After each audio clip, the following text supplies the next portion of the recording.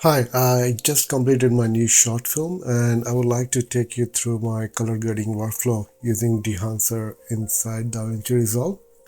It's also worth noting that while Dehancer's primary function is film emulation to make digital footage mimic the look of film, which it executes that function very well, professional colorists frequently integrate it into their custom workflows. They use it not necessarily to achieve a strictly film-like aesthetic, but simply to enhance their color grading process, resulting in a good-looking cinematic digital grade.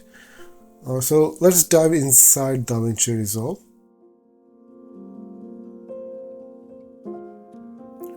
I usually work in color science DaVinci YRGB, and the timeline color space set to Rec 709.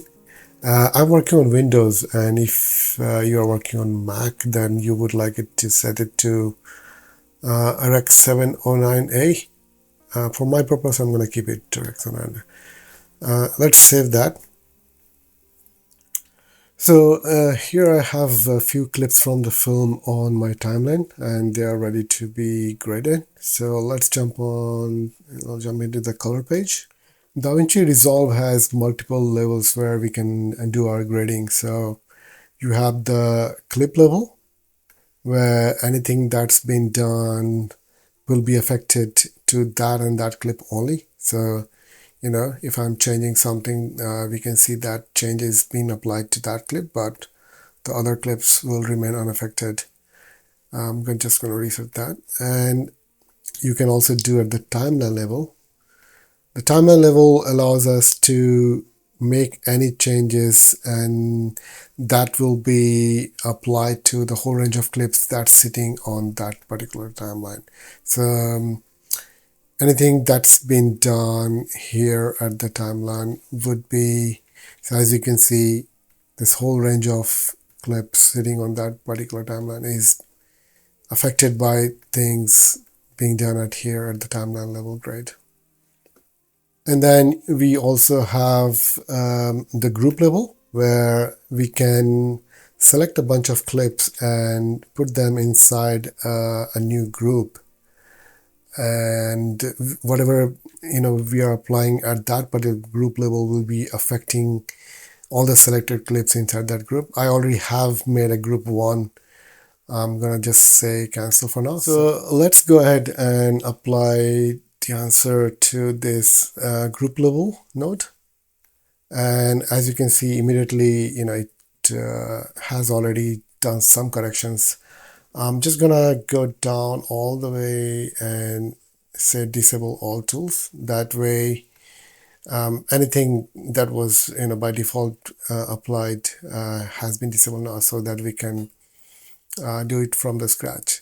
So as I did mention earlier, Dehancer can take care of the color space transformation, and what we're gonna do is we're gonna select choose camera. This project was entirely filmed on iPhone Apple log 10-bit 422. So I'm just going to select choose camera Apple iPhone Apple log, and as you can see it's already looking much more familiar in the linear space, in the Rec 709 space. So and then we can go through the whole range of settings one by one, and I actually usually don't really use all of them. It gets me the look with minimum changes. Yeah, let's go through some of those settings. So one of the first thing that I usually do is I select a particular film stock that I like. So I would just go and enable film here, and I can we can just go through different film stocks that we like, and that way we can choose something that works for us. I really like the look of the Fuji Chrome Provia, if I can find that. Yeah, Fuji Chrome Provia 100F. I really like the look of this particular film stock, so I'm gonna go with that. And the next thing that I usually do is just go and say enable the print. That way I can, as you can see, immediately I'm gonna select Fujifilm 3513 print film. So as you can see, it's already looking very good and film like great. I can actually stop right there and be happy with the grading. But anyway, let's go ahead and do some of the other things. I also like the inside the film developer. There is this color boost, which I really like the way it works in terms of giving the saturation, very film-like saturation color, as you can see. So if I bring it all the way down, it looks very monochromatic. And as you can see, as I'm going further, I think I'm happy with somewhere here. So that's without, that's with. It's very subtle. Yeah, so I'm gonna go with that. And then film compression is where it gives us very kind of soft roll of highlights. So if you can see, if I disable that, let's go a little bit bigger. So if I disable that, you can see there's a strong highlight, and it just gives us a very soft roll off. So yeah, I don't always use it, but I think in this particular case, I'm going to keep it on. Let's go ahead and see enable color head. Color head is where we can balance some of the hues.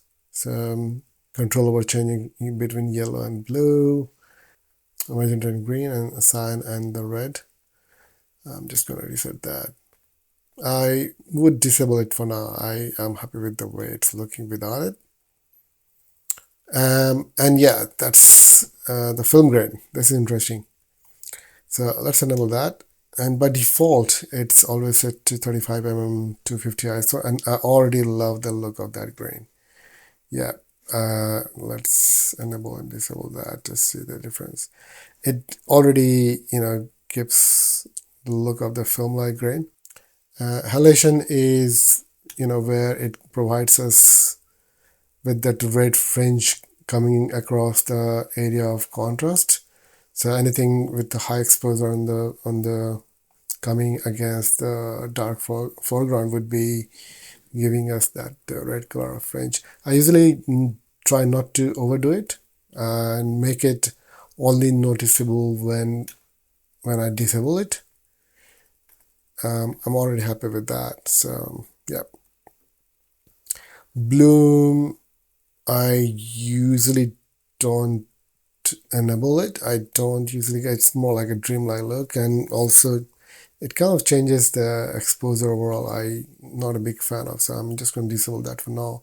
Film damage is, it gives that nostalgia of scratches sort of thing. Again, I'm not going to use that for now. Film breathe is where you're going to have the kind of pulsing effect of exposure. I'm not going to use that. I'm already happy with the look that it's giving. What we're going to do now is and see whether we can have this consistent look across the whole range of other shots. So I'm happy with that, and let's see whether that looks good across the other shots. So as you can see, I've done that grading on this shot, and it's already making it work for the rest of the shots, and it's already looking very consistent because that's the beauty of applying at this group level. So it's kind of global look that's being set up by doing this way. So other thing that I usually do, which is not particularly about Dehancer, but more of a general grading practice that I do inside Resolve, is I'm just gonna make all these 4 shots, for example, and see them through the split screen. It's more like a contact sheet.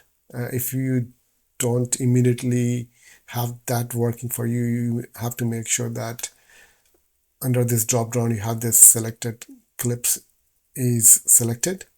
So that way we can see all the shots, the 4 shots in context, and if anything we feel that is kind of standing out, we can make corrections to get them closer. So we can just select that and whatever is being selected, and once we dive inside the clip level, it will basically give us the setting for that particular shot, whichever clip is selected on the screen. So I think I'm already pretty happy with. So let's pretend that if I had to make this cool it down a little bit more to get it closer, so I can go into the primaries, and I'm just gonna increase the offset here. See, it's already. I think that's too much. I'm just gonna reset that. So this way it allows me to make changes while looking at the other shots, and it can look consistent. So yeah, that is one approach that I do, and also every now and then I'll just press Shift F would allow me to look into the bigger shape. I'm just going to disable that. So I'm already in a happy place, and I can call it done and be happy basically. As you can see, it probably took us just maybe 5 to 10 minutes, and we already have the grade for the film. And if we had to make changes across any particular clip, we can do that on the clip level. So yeah, I'm pretty happy with the way I've got Dehancer to work for me. Like I am a professional visual effects artist, and I do have experience working with colors inside the compositing tools. Like Nuke is my day-to-day tool. That's what I use.